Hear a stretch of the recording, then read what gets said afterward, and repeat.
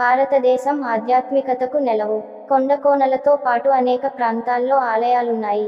కొన్ని స్వయంభువుగా వెలసిన ఆలయాలు అయితే, మరికొన్ని మానవ నిర్మాణ ఆలయాలు.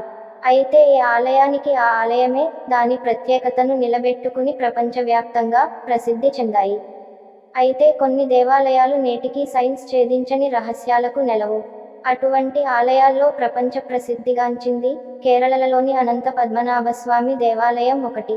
ఈ ఆలయంలోని రహస్య నిధి బయల్పడడంతో భారతదేశంలోని అత్యంత ధనిక దేవాలయాల్లో ఒకటిగా ఖ్యాతిగాంచింది. అయితే ఈ ఆలయంలోని నేలమాళిగ నేటికి ఒక ఛేదించని మిస్టరీగా నిలిచిపోయింది. పద్మనాభస్వామి ఆలయ ప్రత్యేకతలు. కేరళలోని త్రివేంద్రంలోని శ్రీ అనంత పద్మనాభ స్వామి దేవాలయం అతిపెద్ద ప్రత్యేకత ఏమిటంటే, అత్యంత ధనిక దేవాలయంగా పరిగణించబడుతుంది. ఆలయ ఖజానాలో వజ్రాలు, బంగారు ఆభరణాలు, బంగారంతో చేసిన విగ్రహాలు ఉన్నాయి. ఆలయంలోని 6 నేలమాళిగలలో $20 బిలియన్ విలువైన ఆస్తులు ఉన్నాయని చెబుతున్నారు. ఆలయంలోని మహావిష్ణువు విగ్రహం బంగారంతో చేయబడింది. ఈ విగ్రహం ఖరీదు దాదాపు 500 కోట్లు. అంతేకాదు దేవుడికి 1000 బంగారు గొలుసులు ఉన్నాయి. వీటిలో ఒక బంగారు గొలుసు 18 అడుగుల పొడవు ఉంటుంది. అదే సమయంలో దేవుని తెర కూడా 36 కిలోల బంగారంతో చేయబడి ఉంది. 6 నేలమాళిగల్లో అపారమైన సంపద. ఈ ఆలయ రహస్య నేలమాళిగలో అపారమైన సంపద దాగి ఉంది. ఆలయంలో 7 రహస్య నేలమాళిగలు ఉన్నాయి. ప్రతి నేలమాళిగకు దానితో అనుసంధానించబడిన తలుపు ఉంటుంది. 2011లో సుప్రీంకోర్టు పర్యవేక్షణలో 6 నేలమాళిగలను ఒకదాని తర్వాత ఒకటిగా తెరవబడ్డాయి. ఇందులో లెక్కలేనంత నిధి దాగి ఉంది.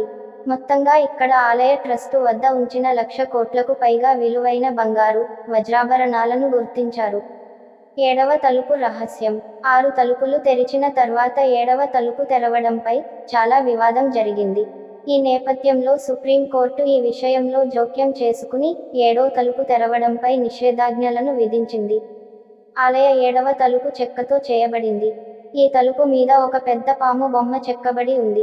దీంతో తలుపులు తెరిచే ప్రయత్నం ఆగిపోయింది.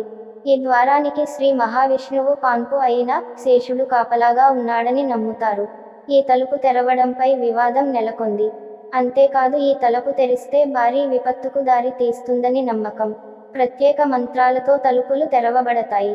ఆలయంలోని ఈ 7వ ద్వారం కొన్ని మంత్రాలను పఠించడం ద్వారా మూసివేయబడిందని, ఇప్పుడు దీనిని ఎవరూ తెరవలేరని నమ్ముతారు.